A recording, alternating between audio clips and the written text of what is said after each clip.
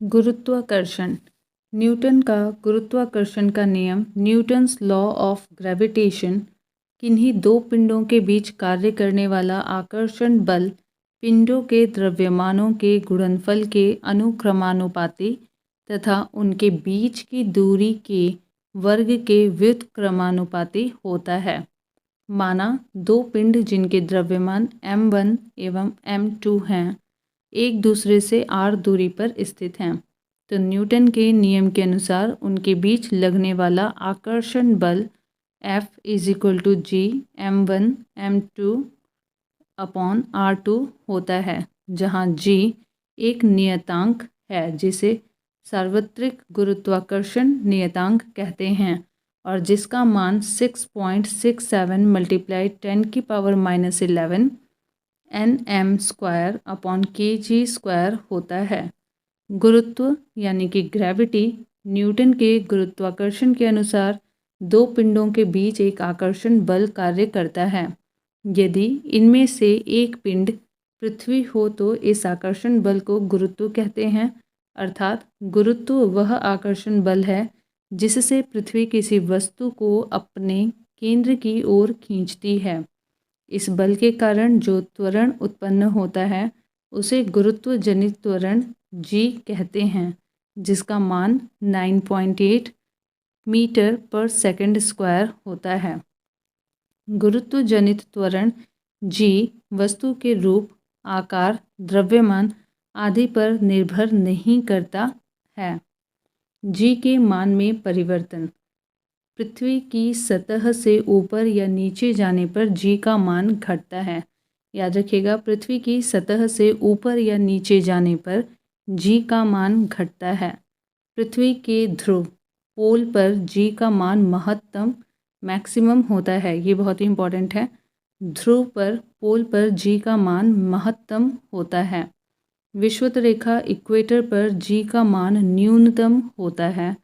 पृथ्वी की घूर्ण गति बढ़ने पर G का मान कम हो जाता है। यानी अगर ये हमारी पृथ्वी है, ये इक्वेटर है, तो यहाँ पे मान इसका कम होगा और यहाँ ध्रुवों पर इसका मान प्लस में यानी कि ज़्यादा होगा। और जब पृथ्वी घूर्ण गति बढ़ने पर इसका मान जो होता है वो कम हो जाता है। घूर्ण गति घटने पर मान बढ़ जाता है। या देखिएगा, घूर्ण गति बढ़ने पर मान कम हो जाता है और घूर्ण गति घटने पर मान बढ़ जाता है। यदि पृथ्वी अपनी वर्तमान कोणीय चाल से 17 गुनी अधिक चाल से घूमने लगे तो भूमध्य रेखा पर रखी वस्तु का भार शून्य हो जाएगा, यानी वहाँ भारहीनता की स्थिति हो जाएगी। लेकिन ध्रुव पर G के मान में कोई परिवर्तन नहीं होगा। ऐसी स्थिति में दिन की अवधि 24 घंटे से घटकर 1.4 घंटे यानी कि 84 मिनट की हो जाएगी। यदि पृथ्वी अपने अक्ष के परितः घूमना बंद कर दे तो G के मान में ध्रुवों को छोड़कर शेष सभी स्थानों पर वृद्धि हो जाएगी। लिफ्ट में पिंड का भार, weight of a body in lift. जब लिफ्ट ऊपर की ओर जाती है तो लिफ्ट में स्थित पिंड का भार बढ़ा हुआ प्रतीत होता है। ऊपर की ओर जाने पर भार बढ़ा हुआ प्रतीत होता है। जब लिफ्ट नीचे की ओर जाती है तो लिफ्ट में स्थित पिंड का भार घटा हुआ प्रतीत होता है। नीचे की ओर आने पर घटा हुआ प्रतीत होता है। जब लिफ्ट एक समान वेग से ऊपर या नीचे गति करती है तो लिफ्ट में स्थित पिंड के भार में कोई परिवर्तन नहीं प्रतीत होता है। कोई परिवर्तन नहीं प्रतीत होता है अगर लिफ्ट एक समान वेग से ऊपर या नीचे गति करती है तो। यदि नीचे उतरते समय लिफ्ट की डोरी टूट जाए तो वह मुक्त पिंड की भांति नीचे गिरती है। ऐसी स्थिति में लिफ्ट में स्थित पिंड का भार शून्य होता है। पिंड का भार शून्य होता है और यही भारहीनता की स्थिति है।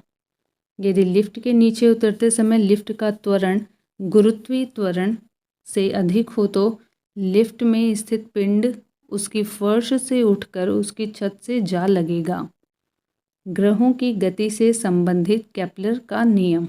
प्रत्येक ग्रह सूर्य के चारों ओर दीर्घवृत्ताकार एलिप्टिकल कक्षा में परिक्रमा करते हैं। दीर्घवृत्ताकार कक्षा इस टाइप की होती है। सूर्य ग्रह की कक्षा के एक फोकस बिंदु पर स्थित होता है। प्रत्येक ग्रह का क्षेत्रीय वेग एरियल वेलोसिटी नियत रहता है। इसका प्रभाव यह होता है कि जब ग्रह सूर्य के निकट होता है तो उसका वेग बढ़ जाता है और जब वह दूर होता है तो उसका वेग कम हो जाता है। सूर्य के चारों ओर ग्रह एक चक्कर जितने समय में लगाता है उसे उसका परिक्रमण काल T कहते हैं। परिक्रमण काल का वर्ग T2 ग्रह की सूर्य से औसत दूरी r के घन r³ के अनुक्रमानुपाती होता है, अर्थात T² अनुक्रमानुपाती r³ अर्थात सूर्य से अधिक दूर के ग्रहों का परिक्रमण काल भी अधिक होता है। उदाहरण, सूर्य से निकटतम ग्रह बुध का परिक्रमण काल 88 दिन है, जबकि दूरस्थ ग्रह वरुण नेपच्यून का परिक्रमण काल 165 वर्ष है। जो सूर्य के निकट होगा उसका परिक्रमण काल भी कम होगा और जो सूर्य से दूर होगा उसका परिक्रमण काल भी अधिक होगा। IAU ने यम यानी कि प्लूटो को ग्रह की श्रेणी से निकाल दिया है, इसलिए अब दूरस्थ ग्रह वरुण नेपच्यून है। उपग्रह सैटेलाइट किसी ग्रह के चारों ओर परिक्रमा करने वाले पिंड को उस ग्रह का उपग्रह कहते हैं। जैसे चंद्रमा पृथ्वी का एक उपग्रह है। उपग्रह का कक्षीय चाल ऑर्बिटल स्पीड ऑफ सैटेलाइट उपग्रह की कक्षीय चाल उसकी पृथ्वी तल से ऊंचाई पर निर्भर करती है। उपग्रह पृथ्वी तल से जितना अधिक दूर होगा उतनी ही उसकी चाल कम होगी। पृथ्वी तल से जितना अधिक दूर होगा चाल उतनी ही कम होगी। उपग्रह की कक्षीय चाल उसके द्रव्यमान पर निर्भर नहीं करती है। एक ही त्रिज्या के कक्षा में भिन्न भिन्न द्रव्यमानों के उपग्रहों की चाल समान होगी। पृथ्वी तल के अति निकट चक्कर लगाने वाले उपग्रह की कक्षीय चाल लगभग 8 किलोमीटर पर सेकंड होता है। उपग्रह का परिक्रमण काल period of revolution of a satellite उपग्रह अपनी कक्षा में पृथ्वी का एक चक्कर जितने समय में लगाता है उसे उसका परिक्रमण काल कहते हैं। अतः परिक्रमण काल कक्षा = कक्षा की परिधि अपॉन कक्षीय चाल। उपग्रह का परिक्रमण काल भी केवल उसकी पृथ्वी तल से ऊंचाई पर निर्भर करता है और उपग्रह जितना अधिक दूर होता है उतना ही अधिक उसका परिक्रमण काल होता है। उपग्रह का परिक्रमण काल उसके द्रव्यमान पर निर्भर नहीं करता है। पृथ्वी के अति निकट चक्कर लगाने वाले उपग्रह का परिक्रमण काल 1 घंटा 24 मिनट होता है। भूस्थायी उपग्रह जियोस्टेशनरी सैटेलाइट ऐसा उपग्रह जो पृथ्वी के अक्ष के लंबवत तल में पश्चिम से पूरब की ओर पृथ्वी की परिक्रमा करता है तथा जिसका परिक्रमण काल पृथ्वी के परिक्रमण काल 24 घंटे के बराबर होता है, भूस्थायी उपग्रह कहलाता है। यह उपग्रह पृथ्वी तल से लगभग 36,000 किलोमीटर की ऊंचाई पर रहकर पृथ्वी का परिक्रमण करता है। भूतुल्यकालिक जियोसिंक्रोनस कक्षा में संचार उपग्रह स्थापित करने की संभावना सबसे पहले आर्थर सी क्लार्क ने व्यक्त की थी। पलायन वेग स्केप वेलोसिटी पलायन वेग वह न्यूनतम वेग है जिससे किसी पिंड को पृथ्वी की सतह से ऊपर की ओर फेंके जाने पर वह गुरुत्वीय क्षेत्र को पार कर जाता है, पृथ्वी पर वापस नहीं आता। पृथ्वी के लिए पलायन वेग का मान 11.2 किलोमीटर पर सेकंड है, अर्थात पृथ्वी तल से किसी वस्तु को 11.2 किलोमीटर पर सेकंड या इससे अधिक वेग से ऊपर किसी भी दिशा में फेंक दिया जाए तो वस्तु फिर पृथ्वी तल पर वापस नहीं आएगी। उपग्रह के लिए कक्षीय वेग फॉर्मूला आप देख लीजिए तथा पृथ्वी तल से पलायन वेग ये भी आप देख लीजिए, अर्थात पलायन वेग कक्षीय वेग का √2 गुना होगा। इसलिए यदि किसी उपग्रह का कक्षीय वेग √2 गुना अर्थात 41% बढ़ा दिया जाए तो वह उपग्रह अपनी कक्षा को छोड़कर पलायन कर जाएगा। दाब प्रेशर किसी सतह के एकांक क्षेत्रफल पर लगने वाले बल को दाब कहते हैं, अर्थात दाब यानी कि pressure F/A is equal to पृष्ठ के लंबवत बल अपॉन पृष्ठ का क्षेत्रफल। दाब का SI मात्रक है N/m² होता है, जिसे पास्कल PA भी कहते हैं। याद रखिएगा, पास्कल दाब का SI मात्रक है और ये एक अदिश राशि है। वायुमंडलीय दाब एटमॉस्फेरिक प्रेशर। सामान्यतः वायुमंडलीय दाब का दाब वह दाब होता है जो पारे के 76 सेंटीमीटर लंबे कॉलम के द्वारा 0 डिग्री सेल्सियस पर 45 अक्षांश पर समुद्र तल पर लगाया जाता है। यह एक वर्ग सेंटीमीटर अनुप्रस्थ काट वाले पारे के 76 सेंटीमीटर लंबे कॉलम के भार के बराबर होता है।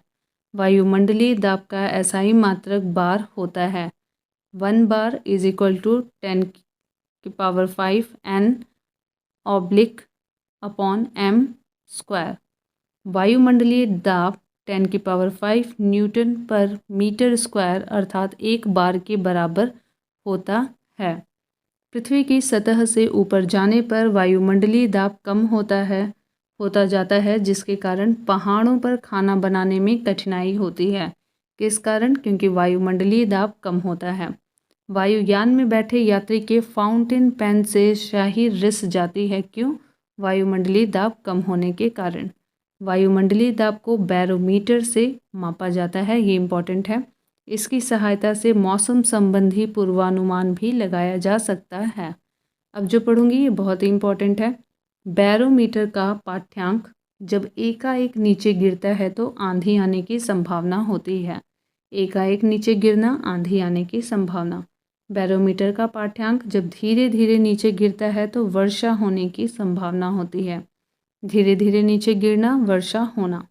बैरोमीटर का पाठ्यांक जब धीरे धीरे ऊपर चढ़ता है तो दिन साफ रहने की संभावना होती है। धीरे धीरे ऊपर चढ़ना तो दिन साफ रहने की संभावना।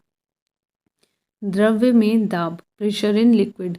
द्रव्य के अणुओं द्वारा बर्तन की दीवार अथवा तली के प्रति एकांक क्षेत्रफल पर लगने वाले बल को द्रव्य का दाब कहते हैं। द्रव्य के अंदर किसी बिंदु पर द्रव्य के कारण दाब द्रव्य की सतह से उस बिंदु की गहराई, द्रव्य के घनत्व यानी कि D तथा गुरुत्वीय त्वरण यानी कि G के गुणनफल के बराबर होता है, अर्थात P is equal to H×D/G। द्रव्यों में दाब के नियम। स्थिर द्रव्य में एक ही क्षैतिज तल में स्थित सभी बिंदुओं पर दाब समान होता है। स्थिर द्रव्य के भीतर किसी बिंदु पर दाब प्रत्येक दिशा में बराबर होता है। द्रव्य के भीतर किसी बिंदु पर दाब स्वतंत्र तल से बिंदु की गहराई के अनुक्रमानुपाती होता है। किसी बिंदु पर द्रव्य का दाब द्रव्य के घनत्व पर निर्भर करता है। घनत्व अधिक होने पर दाब भी अधिक होता है। द्रव्य दाब संबंधी पास्कल का नियम।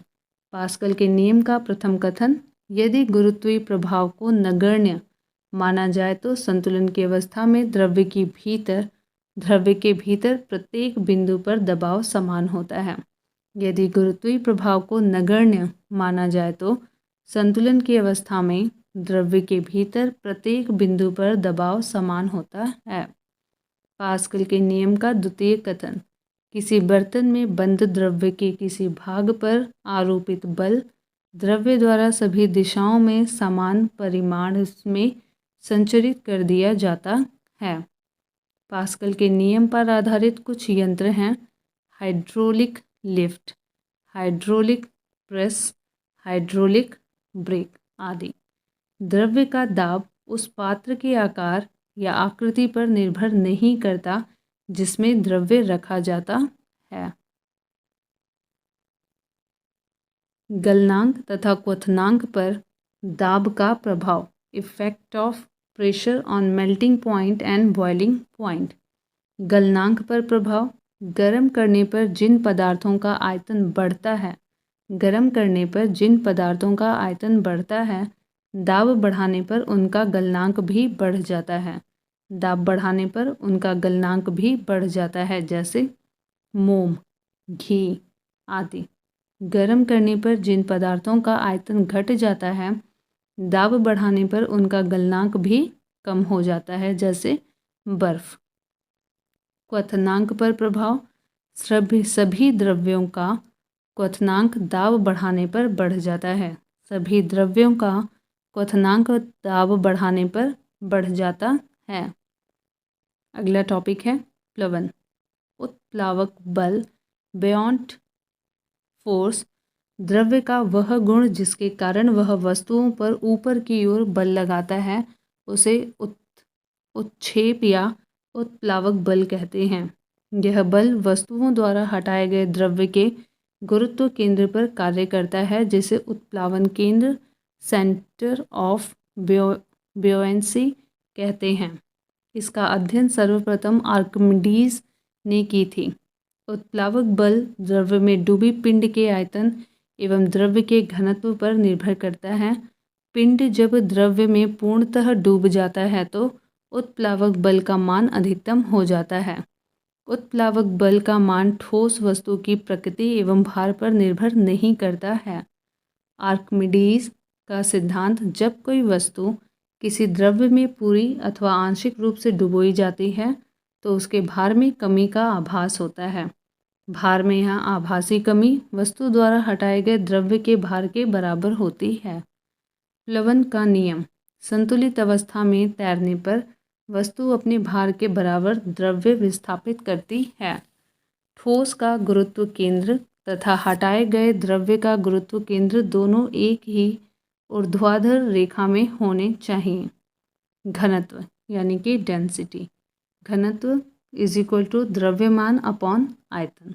इसका SI मात्रक किलोग्राम मीटर माइनस क्यूब होता है। आपेक्षिक घनत्व, रिलेटिव डेंसिटी। आपेक्षिक घनत्व वस्तु का घनत्व अपॉन 4 डिग्री सेल्सियस पर पानी का घनत्व। आपेक्षिक घनत्व एक अनुपात है, अतः इसका कोई मात्रक नहीं होता।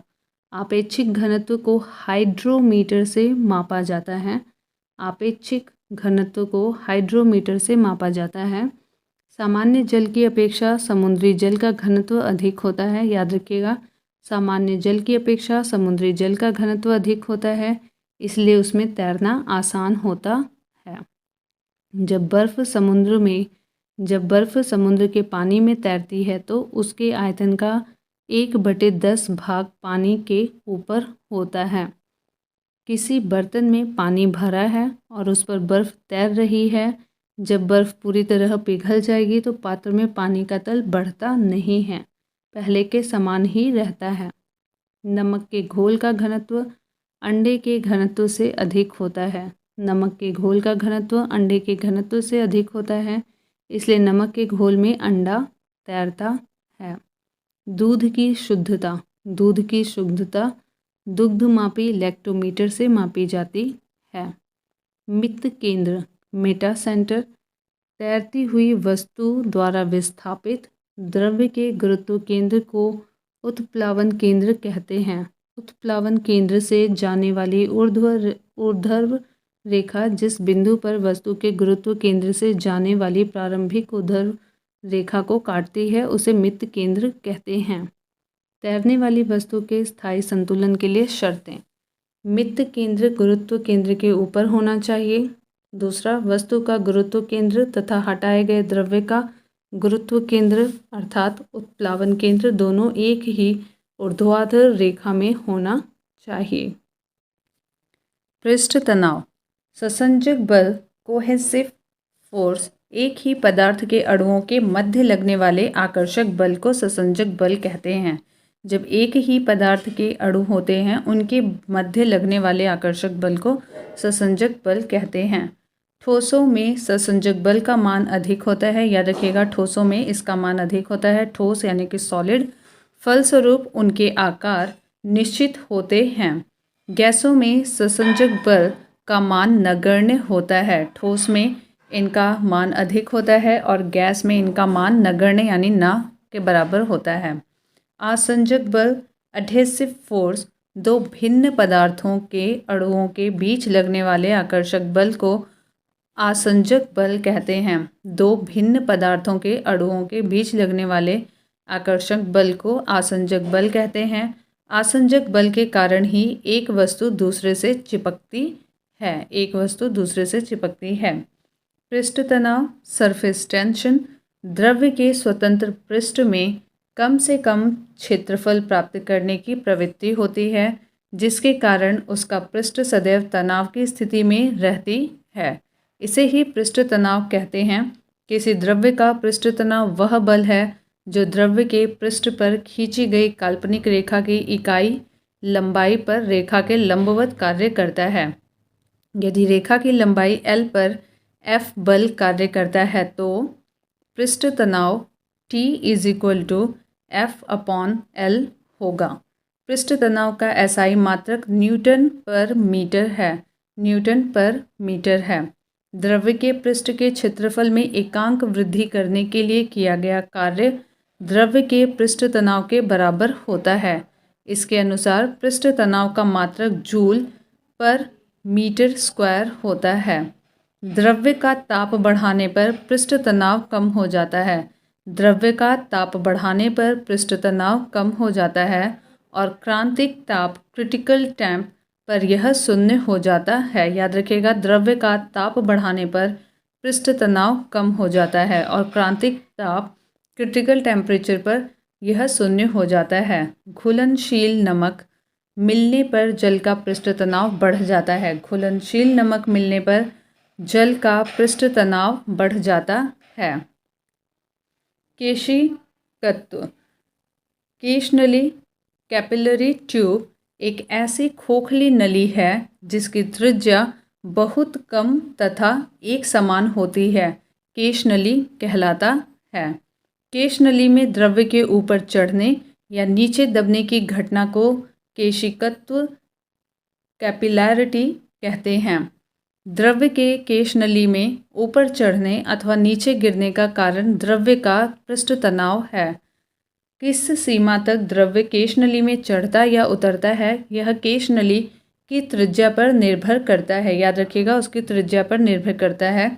संकीर्ण नली में द्रव्य का चढ़ाव अधिक होता है, यानी जो जितनी ही पतली या संकीर्ण छोटी एरिया में होगी, तथा चौड़ी नली में द्रव्य का चढ़ाव कम होता है।